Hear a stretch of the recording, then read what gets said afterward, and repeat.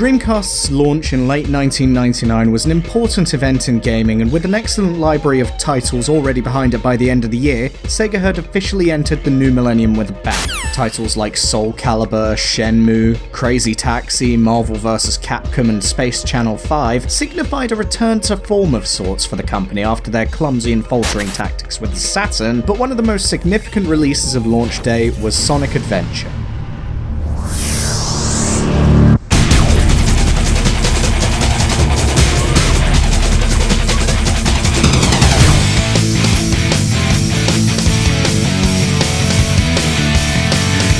Although Sega made multiple attempts to develop a Sonic the Hedgehog game during the Saturn's lifespan, the only ones to release were a compilation of the previous Mega Drive quadrilogy, a racing spin-off, and a remake, none of which truly followed up on what the previous entries had established. And to add salt to the wounds, unfortunate Saturn owners had to wait until the last year of the system's life to see anything regarding the Blue Blur at all. Sonic Adventure's development was the first time since 1994 that the Sonic Team development studio had finished a brand new game with the character in a starring role since 1994's Sonic 3 and Knuckles, and upon release, reviews were glowing. Critics praised it as a shining example of exactly what the Dreamcast was capable of and lauded its amazing graphics, stellar soundtrack, and memorable set pieces in 1998, but as time has passed and perceptions have changed and people are no longer so kind to Sonic Adventure, current popular perception is that it's a buggy, confused mess that handles poorly and just doesn't know what it wants to be.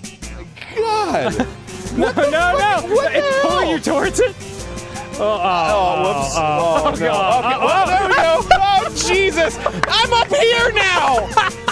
How did I... Whoa! Oh, next time on Game Grumps, this is gonna be good. Is the newfound harshness towards Sonic Adventure warranted, or is it a good game that's getting a bad rap?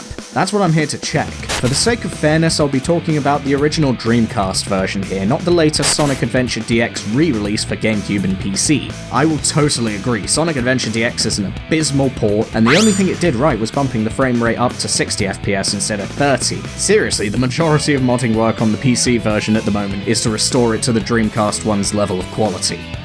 For those unfamiliar, Sonic Adventure is by and large a 3D action platformer that incorporates some adventure game elements and is driven forward by a JRPG-esque focus on narrative told via short cutscene interludes. But these narratives range from okay to straight up bad. Poor cinematography, jerky camera movements, music cutting off abruptly, the odd intonation and flow of dialogue, and bizarrely awful lip sync all undermine the plot. But if you're going to play this, you'll need to get used to it. In the Dreamcast version, these are unskippable, and that gives you plenty of time to get accustomed to the amateurish vibe this production gives off. Thankfully, the gameplay's a little better.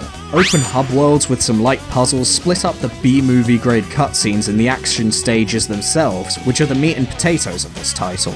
Each of the 6 playable characters gets a smaller piece of the overarching narrative centered on them that all link into the overall plot and have their own unique twist on the manner of progression. Sonic's story provides the main bulk and takes you through most of the levels in a linear fashion, doing the same kind of things you'd do in the classic titles. Run fast, go around loops, bash some robots, it's all here. The homing attack makes its debut appearance as well, making it easier to dispatch chains of enemies in the air, but aside from that, Sonic's moveset is not too dissimilar to what he had on the Mega Drive. The spin dash is now mapped to a single button press instead of having to stop, crouch, and mash the jump button, and this allows you to build ridiculous amounts of speed ridiculously quickly. It's kinda broken, I'm not gonna lie. Tails' portion is much the same as Sonic's, but with his flight mechanic in mind and a time attack twist. You usually have to beat someone in a race at these stages. The level layouts are slightly different in order to give Tails shortcuts, and they're satisfying, but for the most part this is easy mode. Knuckles' gameplay takes advantage of the much larger worlds that Sonic Adventure presents by having you search for missing pieces of the Master Emerald with digging, gliding, and climbing.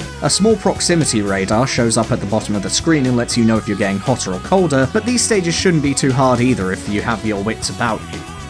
Amy's a quick diversion from the rest of the characters and spends her stories running away from Eggman's robots and playing whack-a-mole, and Big the Cat gets a frustrating and dull fishing minigame with unintuitive and clunky controls separated by cumbersome slogs across the overworld.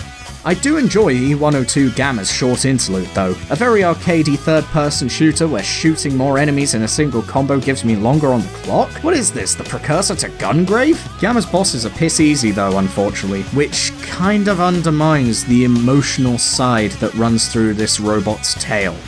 so not all of it is gold. Sonic and Tails provide the most fun with their platforming/racing elements, but when it comes to Big the Cat, the pace just grinds to a halt. Not only that, but the camera can be quite the nuisance to deal with, often working against your actions rather than with them. You'll find that when you move the analog to round a corner, the camera has panned around anyway, forcing you to reorient yourself or face death. Sonic Adventure's graphics are pretty great though, definitely ahead of the curve. There's a lot of subtle detail in the scenery, such as how the ocean in Emerald Coast ripples dynamically on impact, and ambient lighting gives a slight green underglow to the characters in Mystic Ruins, and the textures and landscapes make the world feel lively and organic.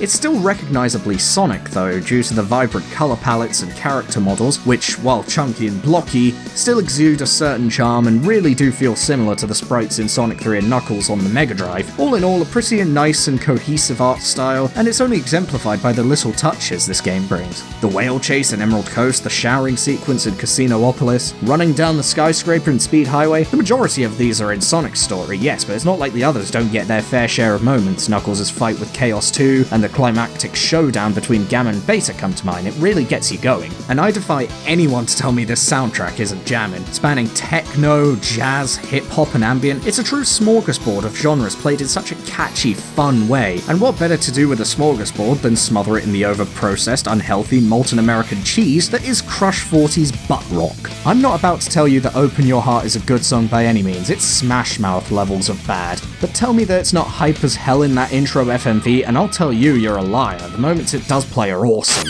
So with all that out of the way, let's answer that question from earlier. Is Sonic Adventure a good game or not? Well, it's definitely got its perks, the art style, the soundtrack, the set pieces, and certain parts of the gameplay in particular.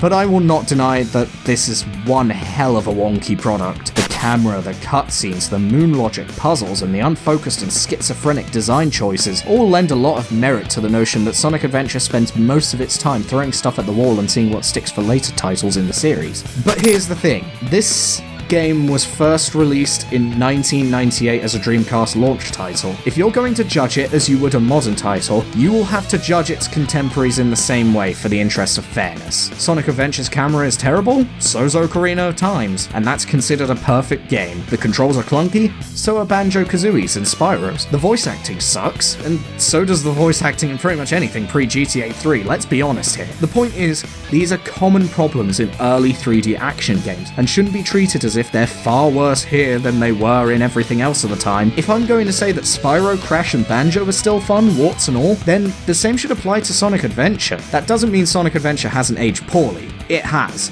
Things that were revolutionary before the new millennium just aren't anymore. But you can still see that a ton of ambition went into this project, from the sheer scale of the levels, the number of different gameplay styles. Don't all of these things and the parts that are entertaining, which I still maintain is a majority of the playtime, warrant some credit at least? Sonic Adventure really isn't a bad game.